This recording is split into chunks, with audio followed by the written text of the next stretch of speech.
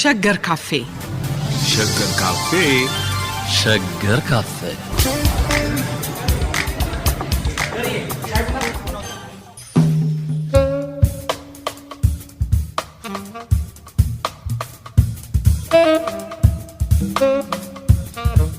ጤና ይስጥልን አድማጮቻችን። ይህ ፕሮግራም በሸገር ካፌ የኢትዮጵያን የውሃ ሀብት የማልማትን ፍላጎትና እንቅስቃሴ ከተለያዩ አምዶች የሚመረምር የፖሊሲ አቅጣጫዎችን የሚጠቁም በጥቅል ርዕሱ ውሃና ኢትዮጵያ የሚል በሸገር 102.1 ሬዲዮና በጂአይሲሲ ትብብር በተከታታይ ሊቀርብ የታቀደ ፕሮግራም ማስጀመሪያ ነው። ጂአይሲሲ ገርድ በህዳሴ ግድብ ግንባታ ወቅት በአሜሪካ፣ በካናዳ፣ በእንግሊዝ፣ ኖርዌይና ሌሎችም ሀገሮች ተደራጅተው በህዳሴ ግድብ ዙሪያ ለሚነሱ ጥያቄዎች በጥናትና ምርምር ላይ የተመሰረተ ሙግት ሲያቀርቡ የነበሩ ባለሙያዎች ያቋቋሙት ድርጅት ነው።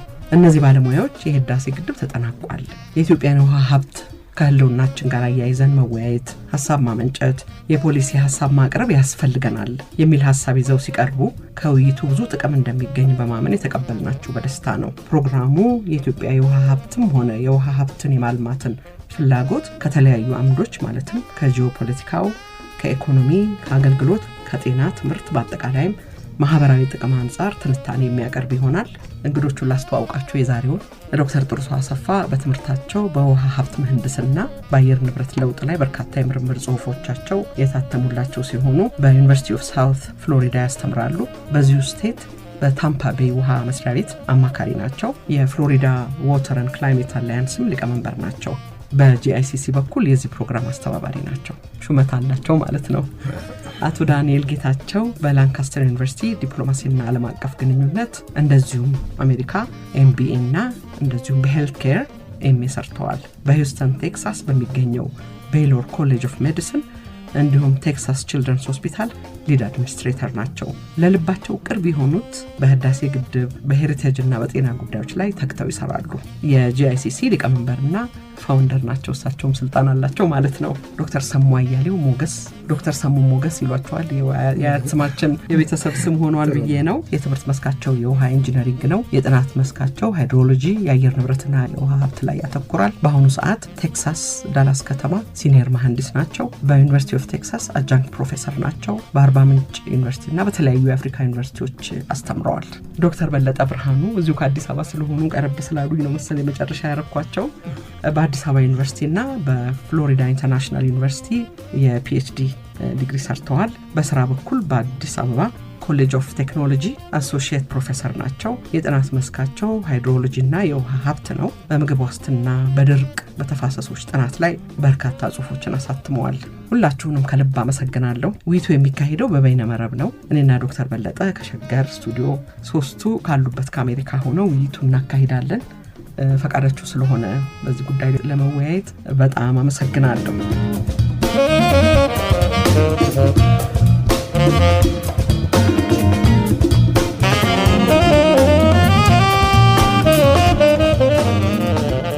ዶክተር ጥሩሶ እንደ መንደርደሪያ ከአየር ንብረት ለውጥና ኢትዮጵያ ውስጥ ስላሉ ተደጋጋሚ የድርቅ ሁኔታዎች የዓለም አቀፍ ተጽዕኖዎች ምን እንደሚመስሉ መነሻ ሀሳብ ስጥበት።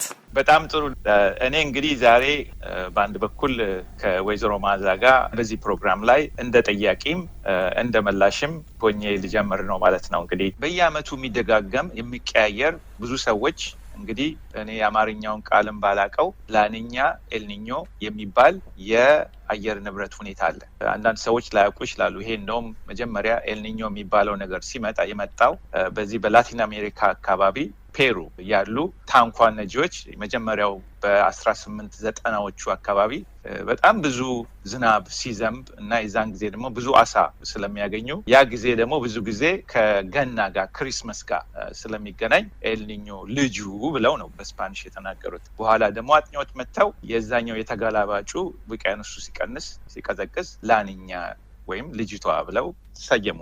ይሄ ኤልኒኞና ላኒኛ ዓለምን በሙሉ ነው የሚጎዳው። አንዱ ጋር ድርቅ ሲሆን ሌላው ጊዜ ጎርፍ ይሆናል። አንድ የሚደንቀው ኢትዮጵያ ውስጥ ሳይደግስ አይጣላም ሆነና ኤልኒኞ ሲሆን ለምሳሌ ሰሜኑ ይሄ ብዙ ውሃ ያለን ድርቅ ይሆናል። ወደ ምስራቁ ያለው ደግሞ ጎርፍ ያጥለቀልቀዋል። ላኒኛ ሲሆን ደግሞ ይገለበጣል። ላኒኛ ሲሆን አብዛኛው በዚህ በተለይ በአባይ ተፋሰስ ውስጥ ያለው ብዙ ያገኛል። ወደዚህ ወደ ምስራቅ ያለው ደግሞ ኬንያንም ጨምሮ ደረቅ ይሆናል። ይሄንን ወደ የአየር ንብረት መቀየር ሳናይ ከዶክተር ሰሙ ልነሳና እንዴት ኢትዮጵያ እንዲህ አይነት አንድ ቦታ ሲዘንብ አንድ ቦታ ጎርፍ ሲሆን እንዴት ነው ኢትዮጵያ ይሄንን ለብዙ ጊዜ ሲያስቸግራት ያለውን መቋቋም የሚቻለው ትላላችሁ? አሁን የልኛውን በእናየው ብዙ ጊዜ ትልቅ ድርቅ እኛ ሀገር የመጡት ውጪ የተለመነበት ቦታ ራሱ ቢታይ በላኒኛ ጊዜ ነው። ይሄ በደንብ የሚታይ በየ4 እስከ 8 ዓመት ውስጥ የሚመጣ ወቅት ነው እና እስቲ እንዴት ነው ይሄ ኢትዮጵያ በፖሊሲም ቢሆን ወደፊት አቅጣጫዎችንም መስመር አስይዛ እንዲህ አንድ ቦታ ሲዘንብ አንድ ቦታ ሲደርቅ ይሄንን አጣጥሞ መኖር ይቻላል? እስቲ ከዙን እንነሳ። በጣም ጥሩ። እንግዲህ ጥሩ ሰው አንድ ኢትዮጵያ ውስጥ ለመልመድ የተቸገር ነው ወይም የአእምሮ መዋቅራችን ለምን መልመድ እንዳልቻለ ያልገባኝ ነገር አንድ ትልቅ ኢሹ አለ። ምንድነው? ከ16ኛው ክፍለ ዘመን ጀምሮ ሪከርድድ የሆነ የኢልኒኖ እና የተለያዩ የድርቅ ሂደቶች ኢትዮጵያ ውስጥ ሲከሰቱ እንደነበሩ ሪኮርዶች አሉ። በ1539 ሐረርጌ፣ በ16ኛው ክፍለ ዘመን 1680 ሸዋ አካባቢ፣ በ18ኛው ትግራይ፣ ጎንደር እያለ ፍሪኩዌንሲ ወይም ድግግሞሹ በ20ኛው ክፍለ ዘመን በ19ኛው ክፍለ ዘመን ስታይ እየጨመረ የመጣበት ጊዜ ነው። እኛም በእድሜያችን ደጋግመን ከ1970ዎቹ ጀምሮ ያየነው ብዙ ድርቅ እየተደጋገመ ይመጣል። ዋይ ለምንድን ነው ይሄን ድርቅ አሬስት ማድረግ ያልቻልነው? እንደ አንድ ታሪክ ልንገራችሁና አንድ ትንሽ ትሪታይዝ እየጻፍኩ ነው እና እዛ ውስጥ ካስገባሁት አንድ ኤግዛምፕል ልንገራችሁ። ጀርመን እያለሁ ለፒኤችዲ አንድ ኮሊኬ ምን አለኝ፣ እናንተ የ3000 ዓመት ገቨርንመንት አለን እያላችሁ ወይም ደግሞ በዛ ቅኝ በተገዛው አፍሪካ የአስተዳደር መዋቅር ያለው ሀገር እንደሆነ ትናገራላችሁ። ግን ድርቅን የሚያክል ተደጋግሞ በእኔ እንኳ እድሜ ብዙ ጊዜ አዋጥቻለሁ ለኢትዮጵያ ድርቅ እና ለምንድን ነው ይህን ድርቅ አሬስት ማድረግ የሚያስችል ፖሊሲ ኢንቨስትመንት የሌላችሁ? እንዴትስ ህዝቡ እንስሳት እንኳ ሲደጋገምበት ከቀየው ለቆ ወደሚቀጥለው ቀየ ይሄዳል እና አልገባኝም ብሎ የጠየቀኝ ጥያቄ እስካሁን ሀውንት የሚያደርገኝ ጥያቄ ነው። ይሄ እንዳልከው ኢልኒኖም ይሁን ሲዝናል ፕሮሎንግድ የሆነ የረዥም ጊዜ ድርቅም ቢሆን ኢትዮጵያ ውስጥ በአጭር ጊዜ የሚመጣ የበልግ ድርቅም የተለያየ አይነት ድርቆች ተከስተዋል ኢትዮጵያ ውስጥ ወይም እየተከሰቱም ነው። አሁን በተለይ የህዝብ ቁጥር ከመጨመሩ አኳያ እየተደጋገመ እንደሚመጣ የህዝብ ቁጥር መጨመር የዚህ የመሬቱን ድርቀት እየጨመረው ስለሄደ ዲግሬዴሽኑ ማለት ነው። ከዝናብ እጥረት ብቻ ሳይሆን ብዙ ውሃ ማቆር አፈር ብዙ ውሃ ማቆራቅቶት ወይም ዲግሬዴሽኑ ብዙ ውሃ ስለማያስገባ በዛ ምክንያት የሚመጣ ደግሞ አሁን በየአካባቢው በሎካል ድርቅ እየጨመረ ነው። ስለዚህ ድርቅም በብዛት አለ፣ ጎርፍም በብዛት አለ። እንግዲህ እስከ ቅርብ ጊዜ ድረስ በተለይ ጎርፉ በደንብ ያልተሰማበት ሁኔታ ነው የነበረው። አሁን እየበዛ የሰው ቁጥር እየጨመረ ሲሄድ በተለይ የጎርፉ ችግር እየበዛ መጥቷል። በሳይንስ እንደምናውቀው ብዙ ውሃም ትንሽ ውሃም ለማህበረሰብ አደጋ ናቸው። ስለዚህ አንድ መንገድ ብቻ ነው ያለው፣ ብዙውን ውሃም ጎርፍ ሆኖ እንዳይመጣ ለመቀነስ፣ ትንሽ ውሃም ሆኖ ድርቅ ሲመጣ እሱንም ለመቋቋም። ይሄንም ማድረግ የምንችለው የተለያየ ሳይዝና ስኬል ወይም የተለያየ መጠንና ስኬል ያላቸው የተለያዩ ተከታታይ ግድቦችን በመገደብ ነው። አንዳንዱ ትንንሹ ግድብ የበልጉን ድርቅ ሊያስታግስልን ይችላል። በልግ ውስጥ በአንድ የሚፈሰውን ይሄ ፍላሽ ፍለድ የምንለውን ሊያቆርልን ይችላል። አንዳንዱ ተለቅ ያለው ደግሞ ሲዝናሊ ወይም በወቅቱ የትልልቅ የወቅት ጎርፎችን በተከታታይ ለ3 ለ4 ቀን ለ5 ቀን የሚመጡ ጎርፎችን ሊይዝልን ይችላል። ይሄ አንደኛ የታቆረው ጎርፍ ኃይል ነው፣ ኢነርጂ ነው፣ ምግብ ነው። ማድረግ ያለባት ኢትዮጵያ እንደ ፖሊሲ በ2011 ወይም በ2010 አንድ ወርክሾፕ ተሳትፈን ነበረ አዲስ አበባ ውስጥ። ከዚህ ሂጄ ቲንክ 2012 መሰለኝ እዚህ ሀገር እንደመጣሁ ቶሎ ሂጄ ተሳተፍኩት። ምንድነው ትልቅ ማስተር ፕላን ሀገሪቱ ትልቅ ማስተር ፕላን አዘጋጅታ ይሄ ላንድ የስቶሬጅ ላንድ ነው። ይሄኛው መሬት በየአካባቢው ኮሚኒቲው ውሃውን ማቆር የሚችልበት መሬት ነው። ይሄኛው ደግሞ ፊልዳችሁ እያንዳንዱ ሰው ከፊልዱ ጎርፍ እንዳያሸጋግር የራሱን እያለ ከማይክሮ ከታችኛው ስኬል እስከ ትልቁ ስኬል ውሃችንን ማቆር ምንችልበትን ከፊልድም ከፖንዶች ወይም እነዚህ ትንንሽ ማቆሪያ ገንዳዎች ከዚህ በፊት በደንብ ፕላንድም ባይሆን የተጀመሩ ጅምሮች አሉ። ብዙ ሰክሰስፉል ስራዎችን ተሰርተዋል። ብዙ ለርኒንግ ኤክስፒሪየንስ ቢሆኑ ስለዚህ እንደ ፖሊሲ ግብአት ከኮሚኒቲ ጀምሮ እያንዳንዱ ኮሚኒቲ ማቆር መቻል አለበት። እያንዳንዱ ክልል ማቆር መቻል አለበት። አት ፌደራል ስኬል ማቆር መቻል አለበት። በየቪሌጁ ማቆር መቻል አለበት። በየሰፈሩ ማለት ነው። በዚህ መንገድ ድርቅንም ማስቀረት ይቻላል፣ ጎርፍንም ማስቀረት ይችላል። ይሄን ሀብት ነው ዶክተር በለጠ ናይስሊ ኤክስፕሌን አድርጎታል። ወደ ሀብት መቀየር የሚችል ኢትዮጵያ ውስጥ ካለ ወይም ለወደፊቱም ለዓለምም ብዙ ነገር ማቅረብ ከፈለግ ውሃ ነው። ስለዚህ ይሄን ነገር ፕሮሞት ማድረግ ያለብን ትልቅ እንደ ማስተር ፕላን ተዘጋጅቶ በተለይ ሳይንቲፊክ ኮሚኒቲው በተለይ ቲንክ ታንክ ግሩፕ ይሄን አውቆ እስከ ታችኛው ስኬል ድረስ እንዴት ማቆር እንደሚቻል ሃይድሮሎጂው መተንተን። ምክንያቱም የኛ ሃይድሮሎጂ እስከ ታችኛው ስኬል ድረስ ያልተለካ ስለሆነ መጀመሪያ የሳይንስ ጥናት ይፈልጋል። ምክንያቱም ዝም ብለን ካቆርን ግድቦች ሊፈርሱ ይችላሉ፣ ሌላ ጉዳት ሊያደርስ ይችላል እና በዚህ መልክ አይ ቲንክ ፖሊሲውን በዛ አካባቢ መሆን አለበት። የፖሊሲ አቅጣጫም ውሃን ማቆር ብቻ ሳይሆን ውሃን ለምግብ፣ ውሃን ለመጠጥ፣ ውሃን ለኢነርጂ ይሄ ዋተር ኢነርጂ ፉድ ኔክሰስ በሚለው አቅጣጫ ፕሮሞት ማድረግ ወይም ደግሞ ማሳለጥ እንችላለን ብዬ ነው። ስለዚህ ይሄ ነው ዋናው መንገድ ድርቁንም ለማስቀረት እንደገና ጎርፉንም ለማስቀረት ያለው አንዱ አማራጭ ከኤልኒኖ የሚምጣ ከወቅታዊ ወይም ሲዝናል ችግር የሚምጣ ማቆር አሁንም ማቆር ብለን መነሳት ነው ያለብን ለማለት ነው። አመሰግናለሁ። አንድ ጥያቄ አለኝ እኔ ምናልባት ለፖሊሲ አውጪዎች ሊሆን ይችላል ይሄ ጥያቄ ግን በድርቅ መጀመሪያ ድርቅ ይሆናል ከዛ በኋላ ረሃብ ይሆንና ሞት ይከተላል። ስለዚህ ያንን ድርቅ ረሃብ እንዳይሆን የሚል አንድ ፖሊሲ ነበር ይመስለኛል የዛሬ 30 ምናምን ዓመት ያንን ለመለወጥ የተደረገ ትልቅ ስራ ነበረ። ኢትዮጵያ ውስጥ ድርቅ ተፈራራቂም ቢሆን የፍርርቅ ወቅቱም እየጠበበ ቢመጣ ሞት የሚያስከትልበት ሁኔታና አስከፊ ሁኔታ እየተቀየረ ይመስለኛል። ይሄንን የድርቅ ሁኔታ ስለመለወጥ ምን ማድረግ ነው የሚያስፈልገው የሚለው ላይም እንደዚሁ ማሰብ ያስፈልጋል ማለት ነው። እዛኛው ላይ የነበረው መነሳሳት ለዚህኛውም ምናልባት ይጠቅም ከሆነ ዶክተር ሰሙ በደንብ አንስቶታል። ልክ ነው። በውሃ ምህንድስና ወይም ሃይድሮሎጂ ጥናት የምናያቸው ነገሮች ምንድነው? ድርቅ 3 አይነት ነው። የሜትሮሎጂ የምንለው ክላይሜቱ የዝናብ እጥረት ሲያጋጥመው የሚከሰተው ነው። እሱ የሚሸጋገርበት ፔሪድ አለው። ወዴት? ወደ ውሃ ድርቀት። በቂ ሶይል ሞይስቸር ሳይኖር መሬቱ ሲደርቅ የሚኖረው ስቲል ይሄ ድርቅ ነው። ከዛ 3ኛው ድርቅ ደግሞ አግሪካልቸራል የምንለው ወይም ደግሞ የግብርና ድርቅ የምንለው መሬቱ ዋንን ውሃ ስላጠረው በዛ ምክንያት የሚነሳ ስለዚህ ከክላይሜት ነው። አሁን ቅድም ዶክተር ጥሩሰው ሲያነሳ የነበረው ኢሊኖ ላኒኖ የምንላቸው ካራክተሪስቲክሶች የሚያመጡት ማንን ነው?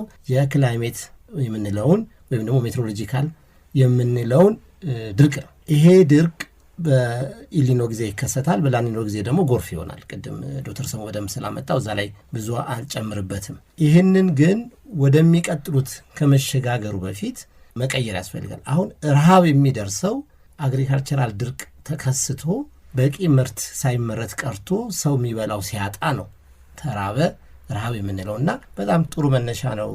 ወዘር ማዛ ያነሳሽው አይ ቲንክ 30 ዓመት 25 ምናምን አካባቢ ይሄ ሞቶ ትልቅ ሞቶ ነበር። እንደ ሀገር እንደ ፕሮጀክት ከድህነት ከምንወጣባቸው መንገዶች አንዱ ድርቅን ወደ ረሃብ ሳይሻገር መግታት የሚለው እንትን ነበር። ግን ያው ብዙ ጊዜ የኛ አንዱ እንደ ሀገር እንደ ፖሊሲ መታሰብ ያለበት ነገር ምንድነው? ቀጣይነት የሌለው እንትኖች ናቸው። ይጀመራሉ ትን ያደርጋል። ቅድም እንዳለው አሁን ዶክተር ሰሙ እንዳነሳው ይሄ ውሃ የማቆር ዘመቻ እንደ ትልቅ እንትን ተነስቶ የብዙዎቻችንን የትምህርት ፕሮግራም አስቀይሮ መተን ከዛ በኋላ ወደ መሬት ሳይወርድ ተንጠጥሎ የቀረበት አንድ። ሁለተኛ እኛ ሀገር ልማት በዘመቻ ይነሳል። ልማት በዘመቻ መቀጠል አይችልም። ልማት በስልት በፖሊሲ እንደውም በፕሮግራም ተይዞ ረጅም ጊዜ በምትን በማለት የሚመጣ ነው። ልክ አሁን ለምሳሌ ገርድን እንዳለማ ነው። ገርድን አነሳን፣ ከመነሻው ጀመረን ተባበርን፣ ማስተባበሪያ ጽሕፈት ቤት ሁሉ አቋቋምን፣ የፕሮጀክት ጽሕፈት ቤት አቋቋምን፣ እስከሚያልቅ ድረስ ሄድንበት። ልክ እንዲህ ካልተሄደ በስተቀር ልማት በኢትዮጵያ ላይ ውጤታማ አይሆንም። በአንድ ዓመት ውጤት ለማየት የሚካሄድባቸው እንትኖች ጥሩ ሀሳቦችን በነገራችን ላይ በጣም በርካታ ጥሩ ሀሳቦች መክነው ቀርተዋል በኢትዮጵያ ውስጥ በተለያየ ጊዜ በተለያየ ሰዓት። አንዱ እዚህ አሁን ካነሳነው አንጻር መክኖ የቀረ አንድ ሀሳብ ይሄ ውሃን የማቆር በየአካባቢው ቅድም ዶክተር ሰሙ ሲል የነበረው ነው። ምንድን ነው የሚያደርጉት እነሱ? ድርቅ እንኳን ቢኖር ወደ ራብ ሳይለወጥ ለምን የውሃ ድርቅ ሳይሆን ይቀይሩታል። ልክ አሁን ቅድም እንደተባለው ክስተቶቹን እንመልከት። ክስተቶቹን ስንመልከት አብዛኛው ጊዜ የኢትዮጵያ ለረሃብ የዳረጋት ድርቅ የሜትሮሎጂ ድርቅ ነው። ዝናቡ ሲያጥር ነው። ዝናቡ ሲያጥር ግን አንድ ትልቅ ችግር ያለበት ምንድን ነው? አንዱ ቦታ ሲያጥር አንዱ ቦታ ይኖራል። ቅድም ዶክተር ጥሩሶም ሲያነሳ የነበረው ይህንን አስተባብሮ ፖሊሲ ሰርቶ ቀይሮ ማስተሳሰር ቢቻል ድርቅ ረሃብ ሳይኖር መውጣት ይቻል ነበር። ልክ ነው።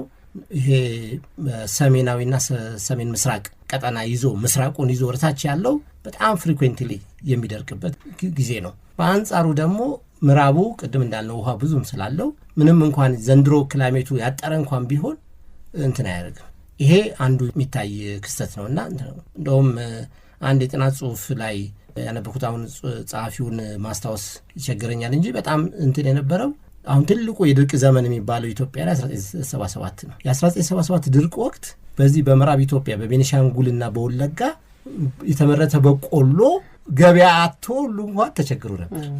እንግዲህ ይሄ ነው። እኛ ግን ተርበናል። በሰሜንና በሰሜን ምስራቅ ያለው አካባቢ ተርቧል፣ እጥረት ውስጥ ሆኗል፣ ተፈናቅሏል እና ይህን ያደርጋልና ስለዚህ ድርቅን ወደ ረሃብ ሳይደርስ መቀየር የሚለው ፖሊሲ አንድ ትልቅ አብይ ፖሊሲ አሁንም መተኮር ያለበት አሁንም መሰራት ያለበት አንድ ሀገር በነገራችን ላይ መቆም የምትችለው ሀገር እንደ ሀገር ቅድም መጀመሪያ ላይ ስናነሳ እንደነበረው መቆም የሚችለው ምንድን ነው? በራሱ በየትኛው መንገድ ይሁን የምግብ ሰስተናቢሊቲ ሲኖረውና የኢነርጂ ሰስተናቢሊቲ ሲኖረው አገር መሆን የሚችለው የትኞቹም ሀገሮች የሰሩትም ይሄንን ነው። ስለዚህ ያን የምናደርገው ደግሞ ረሃብ ስናጠፋ ነውና ለዛ እኔ ውሃውን መያዝ ውሃውን መሰብሰብ መገደብ ብለናል። ዛሬ እንግዲህ ትልቁ እንትናችን አንድ የፖሊሲ ዳይሬክሽናችን እኛም እንግዲህ እንደ GICC በግድብ የተሰባሰብን ስለሆነ ሊሆን ይችላል በጣም የሚያደርገው ግን ለኢትዮጵያ የሚያዋጣት መርህ የሚያደርግላት አቅጣጫ ነው የሚል ሳቤ ነው ያለን። ምናልባት ቅድም ዶክተር ጥሩሶ ካነሳው ወይ ማዛን ካነሳሽው አንፃር አንድ እንትን የነበረን ምንድነው አሁን ወደ ችግሩ እየመጣን ስለሆነ ያኛው መፍትሄ እስከዛሬ የነበረን ሊኖና ላሊኖ ሲከሰቱ ያለ ነገር ምንድነው? ሽፍት ማድረግ ነው። ሰውን ድርቀት ወይም ደግሞ ረሃብ ከተከሰተበት ቦታ እናነሳና ረሃብ ወይም ድርቅ ወደሌለበት ቦታ ሪሴት እናደርገዋለን። ይሄ ብዙ ጊዜ የምናየው ነው። አሁን ይሄ ምዕራብ ኢትዮጵያን አብዛኛውን ይዘን ምዕራብ ደቡብን ይዘን ስንመለከት አብዛኛው ሰው ሰፋሪ ነው የሆነው። ትራንስፈር እያደረግን በዚህ ነበረ ረሃብን ድርቅን ስንቋቋም ይኖር ነው። ዛሬ ግን ፖፑሌሽናችን ከማደጉም የተነሳ ያለንም የፖሊሲ ዳይሬክሽን እየተላለፍን ለመኖር ከማስቸገሩ አንጻር የግድ በዛው አካባቢው መልማት የሚችልበትን እሳቤ ማምጣት ያስፈልጋል እና እዛው አካባቢ ላይ ውሃ መያዝ 2-3 ጊዜ እንዲያመርት ማድረግ አንዱ እሳቤ ነው የሚል እምነት አለኝ። እንደው አንድ ነገር ልጨምርና እንደው ይህንን የድርቅና የእንትን ጉዳይ ከማምጣት አንጻር ተፈጥሮም ራሱ ደግሞ ይሰጠን እድል ነበር። አንዳንድ ጊዜ ዝም ብለን ይሄ ምንድነው በእኛ እንትን በቶፖግራፊክ አናሊሲስ የምንለው የገጸ ምድር አሰፋፈር ጥናት ላይ ስናጠና የምናየው ነገር ምንድነው ኢትዮጵያ በሃይላንድ መሃል ሆና ግን ዞራ ደግሞ የምትገናኝ ትልቅ ሎላንድ ያላት እንትን ነው እና ይሄ የ1800 ኤሊቬሽን ሌቭልን ወይም ደግሞ የ1700 ኤሊቬሽን ሌቭልን የመሬት ወለል ከፍታ ማለት ነው። እሱን ይዘን ብንሽከረከር ከላይ ያለው እንደ ተራራ ያለው እንደ ማማ እንደ ውሃ ምንጭ ይሆናል። ከታች ደግሞ ያለው እንደ ትልቅ እንትን ያደርጋል መዞር የሚችል በነገራችን ላይ 1800 ሆነ 1700 ኤሊቬሽን አገሪቷን ሙሉ ዞሮ እንትን የሚያደርግ ነው። ስለዚህ ካናል ብንዘረጋ እንደ መቀነት ነው እንትን የሚያደርግ ነው። ስለዚህ ይሄ ልክ ለመንገድ ሃይዌይ እንደምንለው ከሀገር እስከ ሀገር አቋራጭ መንገድ እንደምንለው ከሀገር እስከ ሀገር አቋራጭ የሆነ ካናል መስራት ደግሞ አንዱ ምርታ ነው፣ አንዱ እይታ ነው። ይህንን ከድርቅ እየተደጋገመ የሚመጣብንን ክስተት እንድንቀይረው እድል ይሰጣል ለማለት ነው። እንግዲህ ሁላችሁም በዚህ በውሃ ሀብትና ልማት ውስጥ የቆያችሁ ሰዎች ናችሁ። የግድብ እንቅስቃሴዎች የተሰሩ ግድቦች ነበሩ። አንዱ ቦርከና ነው የማስታውሰውን ነው። እንግዲህ ግድቦች ነበሩ፣ ትናንሽ ግድቦች ነበሩ፣ የአፈር ግድቦች እንደዚህ። ለምንድን ነው እነሱ ያልተሳኩ? እኔ ትንሽ ጀምርና ግድብ እንደ መፍትሄ ብለን ስናቀርብ የተጀመሩና ያልተሳኩ ነገሮችንም ማየቱ ጥሩ ነው ብዬ ስላሰብኩ ነው። በጣም ጥሩ እይታ ነው። ልክ ነው። ለምንድን ነው ቅድም አንድ ነገር ለማንሳት ሞክሬያለሁ። የእኛ ልማት የዘመቻ መሆን አይችልም ያልኩት። አሁን የቦርከና ግድብ አንድ ትልቁ ማስተማሪያችን ነው። ሁልጊዜ ትምህርት ቤት ውስጥ የምናነሳዋለን፣ ከተማሪዎቻችን ጋር እንወያይበታለን። ቦርከና ሁለት አይነት ግድብ ነበር የነበረው። አንደኛው የውሃ ግድብ፣ አንደኛው ደግሞ የዚህ ደለል መቆጣጠሪያ ነው ግድብ ማለት ነው። የደለል መቆጣጠሪያ ግድብና የውሃ ማጠራቀሚያ ግድቡን ፓራላል ተሰራ። ሁለቱም ገና ኢምባንክመንት ሶይል እንትን በመሆነበት ሁኔታ ምክንያቱም በአንድ ዓመት ማለቅ አለበት የሁሉ ድርቅ የሆን ነው እና ስለዚህ ቶሎ በሉ የሚል አሁን የዘመቻ መለው ቅድም ለዛ ነው በሚል ዳይሬክሽን ስለሆነ እንደ ፖሊሲ ዳይሬክሽን የተነሳው ሁለቱም ግድቦች ፓራላል እየተሰሩ ባለበት ሁኔታ ጊዜ ያለና እንትን ሲያደርግ በሚቀጥለው ክረምት ላይ ገና ግማሽ እንዳሉ ኮምፓክሽን ውስጥ ባላለቀበት ሁኔታ ጎርፍ መጣ። ጎርፍ ሲመጣ ምንድን ያደርገው የላይኛውን ግድብ መታው። እዛ የተሰበሰበው አፈር ጠቅላላ መጣና የተጠራቀመ ታችኛው ግድብ ላይ። ስለዚህ ታችኛው ቦርከና ውሃ ከመያዝ ይልቅ ደለል ይዞ ቀረ። በዛ እንደ ፌዴሬት የተቆጠረ ያው መሐንዲሶች ተወቀሱበት። ፖሊሲውም ቀረ ማለት ነው። እንደ እንትን ሆኖ ቀረ። ከዛ በኋላ ደግሞ ምናልባት ሌሎች እንደዚህ ያሉ ግድቦችን ስንመለከት ትኩረታቸው አንደኛው እኔ ምናልባት እኛ ባለን አሰስመንት የአሰራር እንትንም ሊሆን ይችላል የምንልበት እንትን አለ። የትኛው ፕሮጀክት ነው በአግባቡ በጥሩ ፕሮጀክት ማኔጅመንት የተመራ ብለን ስናስብ የሃይድሮ ፓወር ፕሮጀክቶቻችን የተሻለ ፕሮጀክት ማኔጅመንት ተመርተዋል። ከዛ የተነሳ ለሃይድሮ ፓወር የሰራናቸው ግድቦች ሁሉ ስቴብል ናቸው እስከዛሬ ከነ ቆቃ ጀምረን ብናይ ማለት ነው። ያው ለዘመናቸውን ሁሉ ጨርሰው 50-60 ዓመት ይኸው አገልግለው ዛሬም ድረስ የታችኛውን አዋሽ ልማት የሚመራው የቆቃ ግድብ ነው። ከዛም ብንሄድ በለስም ብንሄድ የሌሎቹም እንትኖች መልካወቀና ብናይ ግቤዎችንም ብንመለከት ፕሮዳክቲቭ ናቸው። ወደ መስኖ ፕሮጀክቶች ስንመጣ ግን ትኩረት ያንሰውና ለፐብሊክ ኢንስቲትዩት እንሰጠውና በተወሰነ መልኩ ፎከስ ሳይኖር ያ ተቋም ደግሞ ጀስት ለደሞዝ ብቻ እየተጓተተ የሚሄድበት እንትን ስለሚኖር አንዱ የዘመቻ ፕሮጀክት ማድረጋችን፣ ሁለተኛው አግባብ ያለው የፕሮጀክት ማኔጅመንት ስልት ባለመከተላችን፣ ሙያዊ ምናምን ፈርቱ ሳያንሰን አግባብ ያለው የፕሮጀክት ማኔጅመንት ባለመከተላችን የተከሰቱና ጥሩ ስም ያልስፈጠሩ ናቸው። ልክ ነው። እነዚህ የመስኖ ግድቦቻችን የምንላቸው ግን አሁን አሉን እኮ በዚህ መጠን እንትን ስንል ለምሳሌ ቀሰምና ተንዳሆ አሉን። ቅድም እንዳልኩት ከዘመቻ ከአንዳንድ ፐርስፔክቲቭ ቢነሱም የተቀመጡበት ቦታ የጂኦሎጂካል እና ፈተናዎች ቢኖሩበትም ኦል ቴክኒካል ነገር ሶልቭ ተደርጎ አሁን የታችኛውን አዋሽ እያለሙ ያሉት እነሱ ናቸው።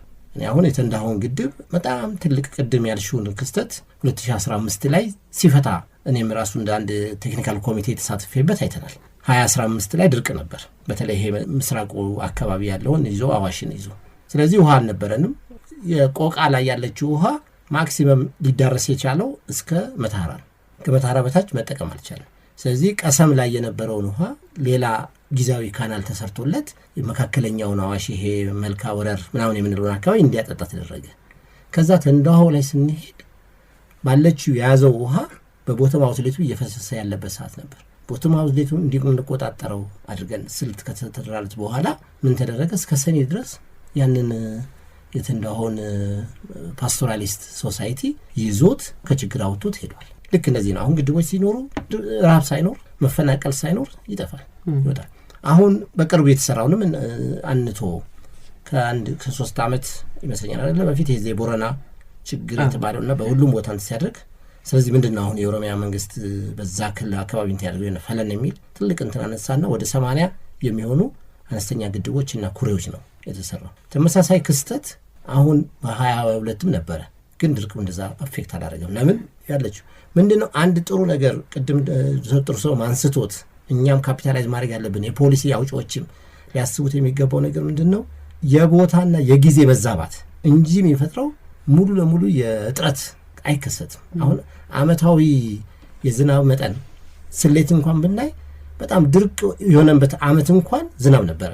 ያ ዝናብ ግን ምርታማ ሳይት ላይ ምርታማ ጊዜ ላይ አለመሆን ይሆንና ረሃብ ውስጥ እንገባለን። ስለዚህ ግድቦች ካሉን እነዚህ ኩሬዎች ማቋሪያዎች ካሉን እንሻገረዋለን ማለት ነው እና እኔ በፕላን በስልት ከተሰራ ውጤታማ ይሆናል ብዬ አስባለሁ። ምናልባት ዶክተር ሰሙ ደግሞ ይጨምርበት።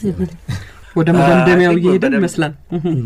በደንብ ነው ያስቀመጥከው። ያው እዛው ምድር ላይም ስላለ እኔ መጥቀስ የምፈልገው የኢትዮጵያ ጄኔራል ኦዲተር ከ2 ዓመት በፊት መሰለኝ በፓርላማ ቀርቦ ብዙዎቹ የኢትዮጵያ ግድቦች የኮስት ኦቨራን እንዳለባቸው በተለይ የመስኖዎቹ አንተ እንደገለጽከው አንዳንዶቹ 40 ዓመት ሙሉ ልክ እንደ አልዌሮ ግድብ እኔ ባሮ አኮቦ ቤዚን አውቶሪቲ ዛም ስሰራ ስለነበረ 40 ዓመት ሙሉ ታቁረው ብዙም 10,000 ሄክታር ማልማት የሚችሉ ጎዴ ብትሄድ አሁን እንግዲህ ያለበትን ደረጃ አላውቅም። ተንዳሆም እንደምታውቀው ትልቅ ኢሪጌሽን ካናል ተሰርቶ ብዙ ነገር እንዲያመርት በተለይ ለኢንዱስትሪያል ግብአት እንዲሆን ለሸንኮራ መሰለኝ አንድ ጊዜ ጎርፍ መጥቶ ካናሉ ሁሉ ተበላሽቶ እንደነበረ ትዝ ይለኛል። እኔም እዛ ኮሚቴ ውስጥ ስለነበርኩ ወደ ጎንደር ብትሄድ ወደ 1 2 3 ግድቦች አሉ። በተለያየ አካባቢ ሀገሪቱ ውስጥ ያሉ ግድቦች ቶሎ የማለቅ ችግር፣ የኮንስትራክሽን ራንኦቨር ብዙ ወጪ ማስወጣት፣ አልቀውም በተገቢው አለመጠቀም፣ በተለይ መስኖ ላይ እንዳልከው ትልቁ ኢሹ መስኖ ላይ አዚፍ ስትራክቸራሊ የሆነ ሳቦታጅ የሚያደርግ ግሩፕ እንዳለ ይመስላል። እንደው ግልጽ ለመሆን በምስራቅም በሚሰራበት ጊዜ በምዕራብም በሚሰራበት ጊዜ ከቆጋ ለኮሚኒቲ ከሚያገለግል የመስኖ ትንሽ ግድብ በስተቀር ብዙዎቹ ሰክሰስፉል እየሆኑ አይደለም። አሁን እኔ ልገልጽ የነበረውን ቀሰምን በመግለጽና በመጀመሩ በጣም ደስተኛ ነን። እንደዚህ አይነት ችግሮች አሉ። የካፓሲቲ የአቅም ችግር ሊኖር ይችላል፣ የገንዘብ ችግር ሊኖር ይችላል። ሊሆን ግን ዋናውና መሰረታዊ ነገር አካውንታቢሊቲ የለም ሀገር ውስጥ። ያን ግድብ ያስጀመረው አካል ተጠያቂ መሆን አለበት። ተቋም የኛ ሀገር ልምድ ምንድነው? ችግር ሲፈጠር ተቋም ይጠየቃል። ጥሩ ሲሰራ ሰው ነው የሚሸለመው። እዚህ ሀገር ቪዛቪዝ እኛ ያለንበት ሀገር ውስጥ ብታጠፋ የምትቀጣው አንተ ነህ። ሪዛይን ነው የምታደርገው ወይም ኢንቨስቲጌት ተደርገህ ልትጠየቅ ትችላለህ። ከአለማህ ደግሞ ትሸለማለህ። ስለዚህ ኃላፊነቱ ወደ ሰው ይመጣል እና እነዚህ ፕሮጀክት ሜጋ ፕሮጀክቶች በታክስፔየር ገንዘብ የተሰሩ ፕሮጀክቶች ኃላፊነትን የሚወስዱ ሰዎች ሊኖራቸው ይገባል። ተቋም አይደል። ተቋም ኢዝ አብስትራክት ኢንስቲትዩሽን ሎየር አለው እንደዚህ ነው እንደዚህ ብሎ በተወሰነ ደረጃ ተደፋፍኖ ይቀራል እና ተጠያቂነትን ማስፈን የህዝብን ገንዘብ ማዳን በወቅቱ ፕሮጀክቶች እንዲያልቁ ካፓሲቲ አቅም ለመገንባት ትሬኒንግ ለመስጠት ትሪገር ይሆናል እና የዚህ የአካውንታቢሊቲ ችግር አንዱ ነው። ሁለተኛው በማላውቀው ወይም በማናውቀው መንገድ ዶክተር በለጠም እንዳልከው የመስኖ ፕሮጀክቶች ላይ ባተኮረ መልኩ በጊዜው አለማለቅና አለመጀመር ችግር አለ። ይሄ ተቋማዊ ነው፣ ስትራክቸራል ነው፣ ቢሃይንድ ማን ያለው አናውቅም። መጠየቅ ብቻ ነው የምንችለው። ስለዚህ ከዚያ አኳያ አይ ቲንክ ትንሽ ከፍ አድርገን ማሰብ ያለብን ይመስለኛል። አሁን አዲስ የመስኖ ተቋም አለ ቆላማ፣ እሱ መስሪያ ቤት ስላለ በሱ መልኩ አካውንቴብል ሆኖ የሀገሪቱን የመስኖ አቅም ካላስፋፉ በስተቀር የኢትዮጵያ ሕዝብ እውነቱን ለማናገር በፈረንጆች 1950 18 ሚሊዮን ሕዝብ ነው የነበረው። ያኔ ስለ አባይ ብትጮህ ወይም ደግሞ ስለ ውሃ ብትጮህ ማንም አይሰማህም። ለምን? በጣም ትንሽ ሕዝብ ነው የነበረው እያለ አሁን 130 ሚሊዮን ደርሷል። አንድ ያውም የሀገሩ ቆዳ ቀነሰ እንጂ አልጨመረም። ፊዚካል ላንድ ቦርደር 2050 200 ሚሊዮን ይደርሳል እና ይሄ እየገፋ የመጣ ቁጥር በሚገባው አምርቶ መብላት ካልቻለ፣ በሚገባው መልኩ ውሃ ማግኘት ካልቻለ፣ ኃይል ማግኘት ካልቻለ በዓለም እየመጣ ብዙ የዓለም ሀገሮች እያደጉ ባሉበት ጊዜ አግራሪያን ሆኖ ሊቆይ አይችልም እውነቱን ለመናገር። ስለዚህ የእያንዳንዳችን የፕሮፌሽናሎች፣ የገቨርንመንት፣ የቢዝነስ ሰዎች፣ የሚዲያ ሰዎች ሁሉ ይሄን ሰፋ አድርገው ማውራት አለባቸው። 200 ሚሊዮን ህዝብ ሊሆን ነው የኢትዮጵያ ህዝብ።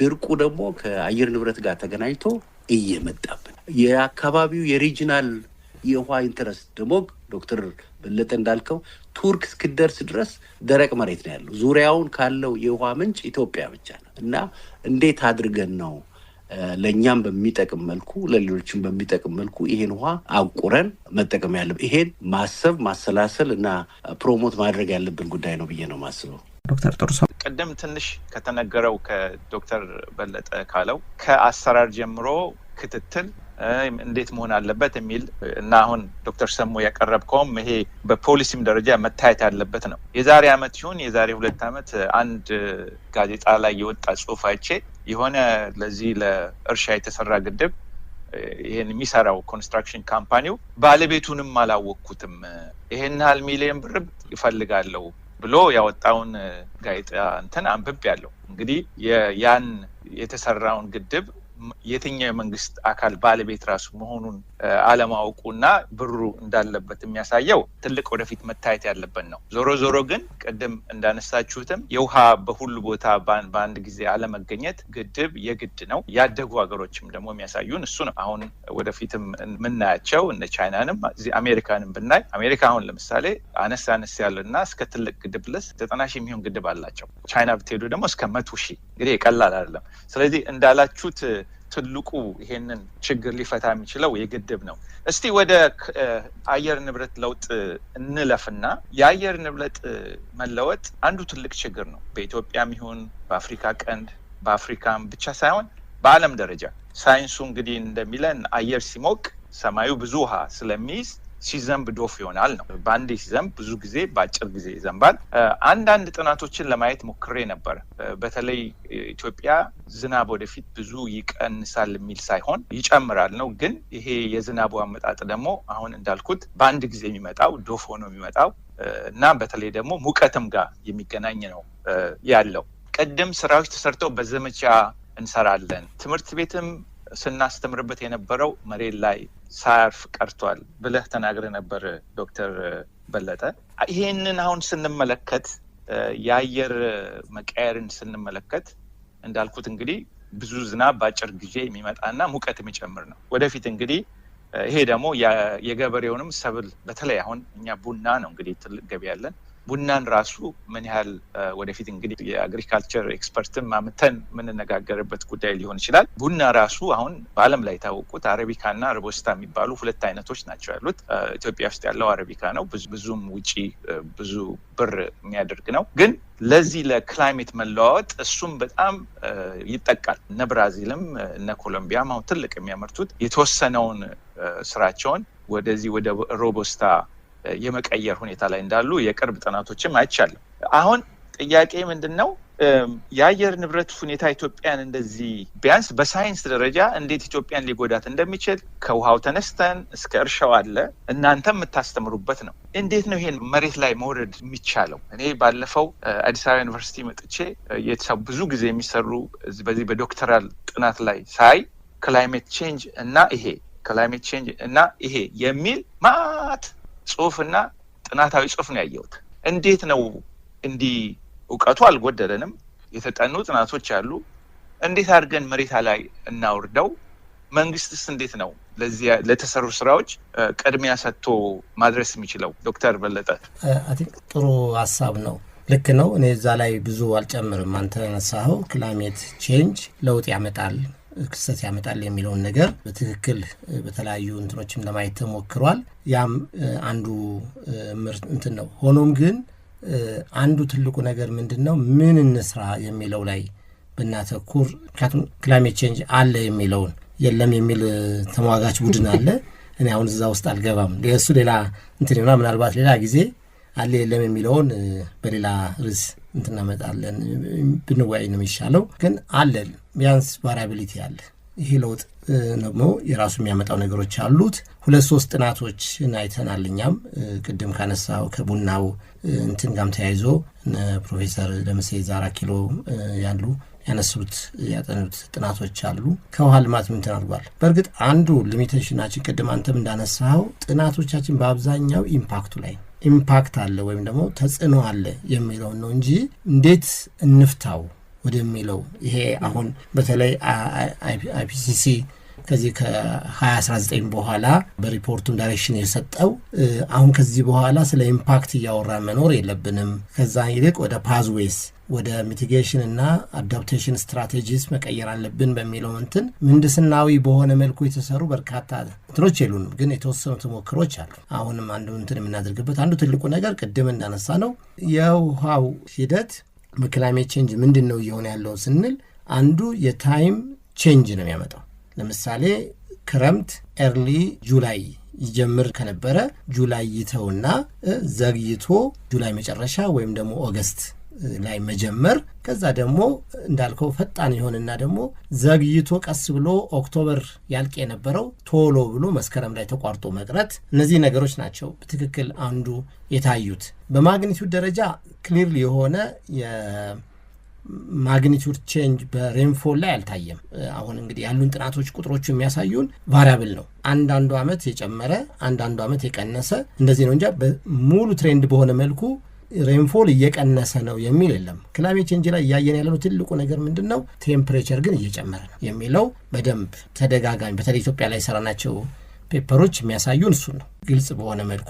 ያ ምን ይጨምራል? ኤቫፖትራንስፓሬሽን ይጨምራል። ያ ምንድነው? ስናመርት አግሪካልቸራል ፕሮዳክሽን ስናመርት የውሃ ፍላጎቱ ይጨምራል ማለት ነው። አሁን ካለን ላይ እንደገና የውሃ ፍላጎት እየጨመርን ነው የሚለውን ነገር ነው የሚያመጣውና ስለዚህ ይሄንን ለማድረግ እንግዲህ አሁንም ውሃ መሰብሰብና በምንፈልገው ሰዓት መስጠት የሚለው አንዱ ሚቲጌሽን እንትን ነው። 2-3 ተማሪዎች አሁን በቅርብ ፒኤችዲያቸውን እየሰሩበት ያለ እንትን አለ። እንዴት አድርገን የት ቦታ ላይ ሪዘርቫየር ብናደርግ ሚቲጌት እናደርጋለን ኢትዮጵያን የክላይሜት ቼንጁን አዶፕት አርጋ ወይም ሚቲጌት አርጋ አሳልፋ ማየት ትችላለች የሚለውን ፓዝዌ እንደ ጥናት እያጠኑበት ያላለ ውጤታማ እንሆናለን ብለን ተስፋ እናደርጋለን።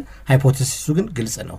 ምንድነው? ውሃውን ይዘነው ዋቴቨር በመጣበት ሰዓት ያለችውን ውሃ ይዘናት በምንፈልገው ሰዓት ሰብሉ በሚኖርበት ሰዓት ላይ ማድረግ ነው። ከዛ በፊት አንድ ቀደም ብለን ደግሞ አንዱ የሰራ ነውና እንትን የሆነው እንደ ውጤት የምንመለከተው ነገር ምንድነው? ፕሮዳክሽን ሲስተማችንን ሽፍት ማድረግ። ይሄም አንዱ መፍትሄ ነው። ለምንድነው? ሁል ጊዜ ገበሬ ሰኔ ላይ ጀምሮ እርሻ መስከረም ላይ ጥቅምት ላይ ይጨርሳል። ለምን? እንትኑን አይቶ ኢንፎርምድ ሆኖ መስራት። አሁን ይሄ ክላይሜት እንትን ወስዶ ሜትሮሎጂ ኢንስቲትዩት እንደ አንድ እንትን ወስዶት ኢንፎርምድ የሆነ አግሪካልቸር ወይም ደግሞ አሁን ባለው ተርሚኖሎጂ ይሄ ክላይሜት ስማርት የግብርና ስልት የሚል አንዱ ምንድነው? ኢንፎርሜሽን ነው።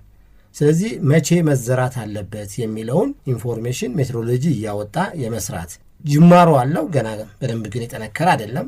አንዳንድ ተሞክሮች ላይ የምናየው ግን ውጤታማ በተለይ እነዚህ ፓይለትድ የምናደርገው አሁን ትልቁ ነገር ፓይለት ስናደርጋቸው ፕሮጀክትድ ሲሆን አንድ ነገር ጥሩ ይሆናሉ።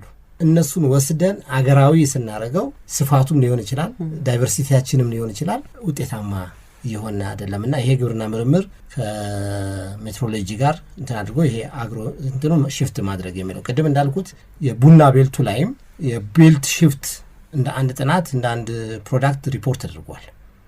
4 ኪሎ ያለው የኛ የዚህ አዲስ አበባ ዩኒቨርሲቲ ያለው የባዮቴክኖሎጂካል ጥናት ቡድኖች ቅድም እንዳነሳሁት ምንድነው ቤልቱ ሽፍት ያደርጋል። አሁን ኖርማል የቡና ቤልታችን ከኢስት ይጀምርና ሳውዝ ኢስት ይዞ ሳፍኖት ምዕራብ ግማሽ አካባቢ አይነት ነገር ነው። ዋናው ቤልቱ ግን ሳውዝ እና ሳውዝ ኢስት ነው ያለውና እሱ ሽፍት አድርጎ ወደ ሞር ወደ ምዕራብ የመምጣት ካራክተሪስቲክስ ይኖረዋል የሚል እንትን አለ። ስለዚህ ይህንን ቤልት ተከትሎ አረቢካን እያለሙ መቀጠል የሚልም እንደ አንድ የጥናት ውጤት እንደ ሚቲጌሽን ስትራቴጂ ፔፐር ሆኖ እናያለን። ፔፐሩ ግን ወደ መሬት መውረድ አለበት አሁንም እንዳልከውና እነዚህ ነገሮች እንትን ሊያመጡ ይችላሉ። ከነዚህ አንጻር ጋር ስንመለከት እንግዲህ አንዱ ትልቁ ነገር እንደዚህ የተናበበ ምርምር ከኢንዱስትሪው ጋር የተገናኘ የሚሰራበት ስትራቴጂ ያስፈልጋል። እሱ ነው አንዱ ጋፓችን ብዬ ማስበውና እሱን አንድ እንደ ፖሊሲ ዳይሬክሽን ቢወሰድና ምርምሮች ሁሌ ፖሊሲ ዳይሬክሽን ሆነው የኢንዱስትሪ ሊንኬጅ ሆነው የሚሰሩበት ብዙ ሼልፍ ላይ ያሉ ወረቀቶች የሚቀየሩበት ዳይሬክሽን እንደ አንድ ዳይሬክሽን ይዘን ብንወጣ አሁን ያልከውን የክላይሜት ቻሌንጅ እንወጣለን የሚል ምናታለ። ሌላ ሁለተኛው ኢንስቲትዩሽናል ስቴቢሊቲ ነው። ቅድም ዶክተር ሰሙ አንስቷል። እኔ አንድ ጥናት ነበረ እንደውም ፋይናላይዝ እያደረግነውና ለዚህ ለመስኖ ልማት ስታንዳርዳይዜሽን እናደርጋለን ብለን መስኖ ኢትዮጵያ ከጀመረችበት ከ1950ዎቹ ጀምረን እስከ አሁን እስከ 2023 ድረስ ያለውን ቼንጅ አየን በኢንስቲትዩሽናል አንዳንድ ቦታ አሉ ትንሽ ምርት አይቀደም ዶክተር ሰሙ እንዳያቸው ምርት የተደረገባቸው ትንሽ ረዘም ያለ 10 ዓመት ምናምን እድሜ ያላቸው ከዛ ውጪ ግን አማካኝ ሆኖ ያገኘነው 3 እና 4 ዓመት ነው የአንድ ኢንስቲትዩት እድሜ የመስኖ ተቋም ተብሎ እንግዲህ የምንድነው የቤዚን አውቶሪቲ የሚባል የቫሊ ልማት የሚባል ቀደም እንዳልከው የባሮ ልማት የሚባሉ ዶክተር ሰሙ እንዳነሳቸው እንደዚህ የሸለቆ ጥናት እንዲህ የተባሉ ይወጡ የነበሩ ተቋማት መስኖን ማዕከል አድርገው ሲሰሩ የነበሩ ከዛ ደግሞ ዲፓርትመንትም ውሃ ልማት ውስጥም እንዲህ የሆኑ የወጡ ነገሮች አሉ እነዚህን ምን ያክል እድሜ ተጓዙ ስንል አንድ እንደ ተቋም እንደ ኢንስቲትዩት አማካኝ እድሜው 3 እና 4 ዓመት በ3 እና 4 ዓመት ደግሞ ፖሊሲ ነው ዳይሬክሽን የሚያወጣው ራሱን ነው የሚገነባው እውቀት ነው ካፒታላይዝ የሚያደርገው የለም አንድ ደግሞ ኢንስቲትዩት ስናት የምንወራረስበት የዶክመንቴሽን ኤክስቼንጅ እንኳን የለም እንደውም አንድ ጊዜ ኢቭን ሰውንም ራሱ ነባሩን ሰው ትተን በአዲስ ነው አዲስ ኢንስቲትዩት የምንገነባውና እንዲህ ስንሆን መናበብ አይቻልም እኔ ቻሌንጅ አድርጎናል ብዬ ማስበው አንዱ ይሄ ኢንስቲትዩሽናል ኢንስታቢሊቲ ነው አሁን ለምሳሌ ቅድም ዶክተር ጥሩሰው ያነሳው የመስኖ ኮሚሽን ተቋቁሞ እነዚህን ግድቦች በመስኖ ኮሚሽን ስር እየተደረደሩ ባለበት ሳለ የመስኖ ኮሚሽን ተነሳና ወደ መስኖ ሚኒስቴር ሲመጣ ያን ኮንትራት የሰጠው አካል በትክክል ሳይረካከቡ መሀል ላይ ተፈጠረና ነው ያ ጋዜጣ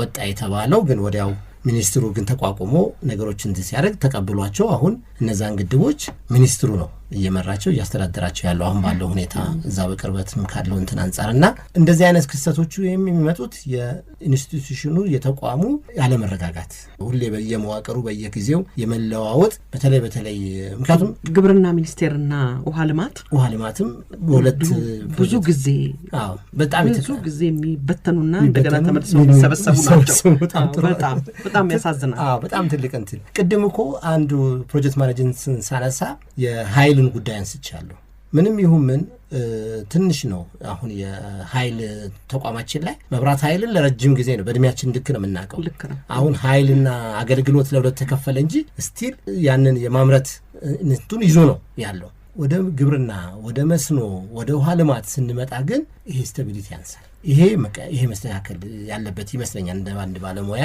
እና ያ ነው ያ ከመጣ አሁን አንድ ዶክተር ጥሩሰው ያነሳከውን የዚህ ክላይሜት ቼንጅ እንትን አዶፕት የምናደርግበት ሌላው ስትራቴጂያችን የሚሆነው ሪስፖንሲብል የሆነ የተረጋጋ ተቋም ሲኖር ነው እያጠናም ልምድም እያሳብ ካፓሲቲ እያደረገ ሪስፖንሲቢሊቲ እየወሰደ መሄድ የሚቻልበት የሚል እሳቤ ነው ያለን በዚሁ እንደምድመው ያ ወዘሮ ማዛ እዚህ ላይ ራፕ እንዳደረገው ግን አንዳንድ እስካሁን የተባሉትን ነገሮች እንደ ራፕ አፕ ሊያደርግ ይችላል የሚለውን ሐሳብ አጠር አድርጌ ማስቀመጥና በዛው ራፕ አፕ እናደርግ በጣም ጥሩ ነው በጣም እሺ አቶ ዳንኤል እንደውም እድል ሳታገኝ እስካሁን ድረስ በመቆየት በጣም አዝናለሁ እሺ አቶ ዳንኤል እንግዲህ ኢንጂነሮች ቦታው ይዘውት ነውና በጣም ጥሩ ፖይንቶች ተነስተዋል ብዙ ሐሳቦች ተነስተዋል በተለይ ዶክተር በለጠ አንቺ በጠየቅሽው ላይ ተነስቶ የውሃ ማማ የኢትዮጵያ የዋተር ታወር ነች የሚባለው ግን ያ ሆኖም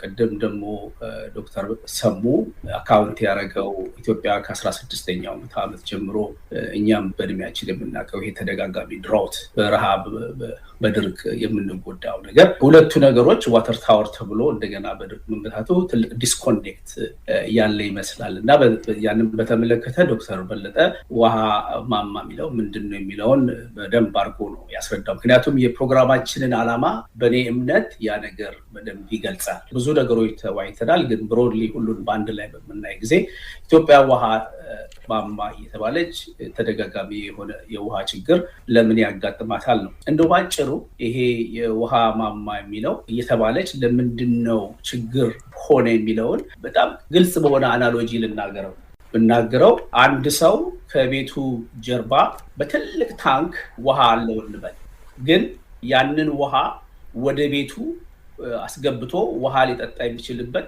ፓይፕ እንደሌለው ማለት ነው ኢትዮጵያ ዋተር ማማ ነች ውሃ አላት አቬይላቢሊቲው አለ ቅድም ዶክተር በለጠ እንደተናገረው ነገር ግን ልክ ከጀርባ ከጓሯችን እንዳለ ትልቅ የውሃ ታንከር እያየነው ግን በፓይፕ ለእያንዳንዱ ሰው እንዲደርስ ማድረግ አልቻልንም ማለት ነው ስለዚህ ነው በአብዛኛው ኢትዮጵያ ከ50% በላይ ህዝቧ አክሰስ ለድሪንኪንግ ውሃ አክሰስ የለውም የሚባለው በተጨማሪ ትልቅ የውሃ ታንከር ሊኖረን ይችላል ነገር ግን ለቶይሌት እንድንጠቀም የሚያስችል ኢንፍራስትራክቸር የለንም፣ ፋሲሊቲ የለንም። ያም እንግዲህ በሳኒቴሽን ዙሪያ ኢትዮጵያ እንግዲህ ዋን ኦፍ አፍሪካን ካንትሪስ ሎወር የሆነ ሳኒቴሽን ጉዳይ የሚታየው ማለት ነው። ሌላው እንደዚህ አይነት ታንከር ቢኖረን ኮንታሚኔትድ በባክቴሪያ ሊሆን ይችላል። ያንን ፒውሪፋይ የምናደርግበት መንገድ ላይኖረን ይችላል። ስለዚህ የውሃው ኳሊቲ ያነሰ ይሆናል። በዚህም ምክንያት ጤናችን የተጎዳ ይሆናል ማለት ነው።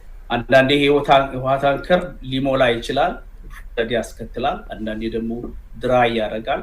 ስለዚህ የኢኮኖሚ እና የሂውመን ደህንነት ላይ አደጋ ያመጣል እና በአጠቃላይ ቅድም ዶክተር በለጠ እንዳለው በኋላም ዶክተር ሰቡን እንደጨመረበት ሀገራችን የውሃ ማማ ብትባልም ፓርትሊ ውሃው በሃይላንድ አካባቢ የሚመጣ ከመሆኑ ከአቬይላቢሊቲው አንፃር እንደዛ ብትባልም በቅርቡ በተለይ በዩኤን ዩኒቨርሲቲ ፐብሊሽድ የሆነ አይ ቲንክ 2 ዓመት በፊት በሆነ የዋተር ሴኪዩሪቲ አሰስመንት ኢትዮጵያ ዋን ኦፍ ዘ ካንትሪስ ኢትዮጵያ በአፍሪካ ደረጃ ራሱ ዋተር ኢንሴኪዩር የሆነች ሀገር ሆናለች። እንግዲህ ይሄ ሁለቱ ነገሮች ዲስኮኔክቱድ እናያለን። ለምንድን ነው እንግዲህ ይሄ ነገር የሆነው ብለን በምናይ ጊዜ ቅድም የተገለጹ ብዙ ነገሮች አሉ። አንዱ ትልቁ የፖሊሲ ጉዳይ ነው። ዊክ የሆነ ኢኔብሊንግ ኤንቫይሮንመንት ነው። እንግዲህ ዊክ ኢኔብሊንግ ኤንቫይሮንመንት ስንል አንዱና ትልቁ ፖሊሲ ነው እና ቀርቦ የተደገሩ ነገሮች አሉ፣ ብዙ ፖሊሲዎች አሉ።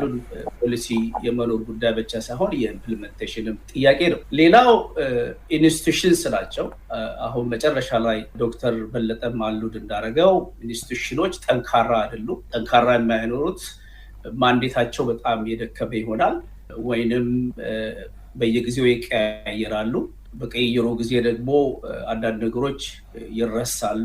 ኢንስቲትዩሽናል ሜሞሪው ሎስት ይሆናል። በተጨማሪም ደግሞ በጀት ላይኖራቸው ይችላል። እነዚህ ሁኔታዎች ባሉበት እነዚህ ችግሮች አድረስ ማድረግ ያቅታል። ሌላው ትልቁ የዳታ መኖሩ ያለመኖር ነው። ብዙ ፖሊሲዎች መመስረት ያለባቸው በቂ የሆነ ዴታ ሲኖር ነው። ብዙ ጊዜ የዚህም ላክ ያደርጋል እና ባጭሩ እነዚህ ሁኔታዎች ባሉበት ዊክ የሆነ ኢኔብሊንግ ኤንቫይሮንመንት ባለበት፣ ዊክ የሆነ ኢንስቲትዩሽን ባለበት፣ ደካማ የሆነ የማኔጅመንት ሁኔታ ባለበት እና በቂ የሆነ ፋይናንስ ባለበት ሁኔታ እነዚህ ችግሮች ለመፍታት ትልቅ ቻሌንጅ ይሆናል ማለት ነው። ቅድም መጀመሪያ ላይ እንደተናገርነው አንዱ የዚህ ችግሮች ምልክት የሆነው በሰስቴናብል ዲቨሎፕመንት ያነሳው ነው።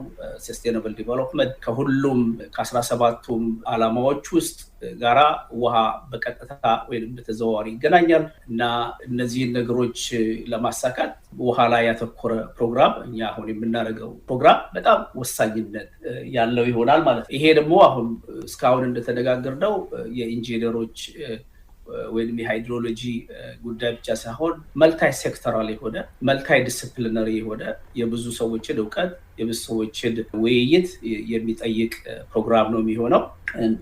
I'm sure እንግዲህ ይሄ ብዙ ነገሮችን ቅድም ዶክተር ጥሩ ሰው እንዳነሳው የማናነሳው ነገር የለም ኢንክሉዲንግ ሃይድሮፖለቲክሱን በትምህርት ደረጃ በጤና ደረጃ።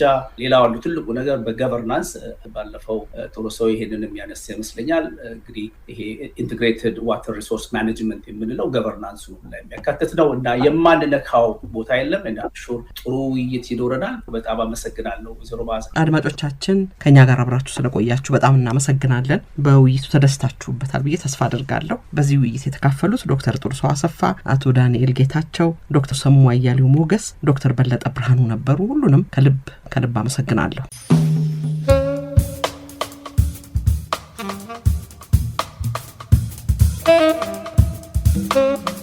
አድማጮቻችን በሸገር 102.1 እና በጂአይሲሲ አባላት በትብብር የሚቀርበው ውሃና ኢትዮጵያ በሚል ርዕስ የተዘጋጀው ውይይት ይሄ ሁለተኛው ሳምንት ነው። ሶስተኛውን ክፍል ሳምንት ይዘንላችሁ እንቀርባለን። ለዛሬ የተዘጋጀው እዚህ ላይ ያበቃል።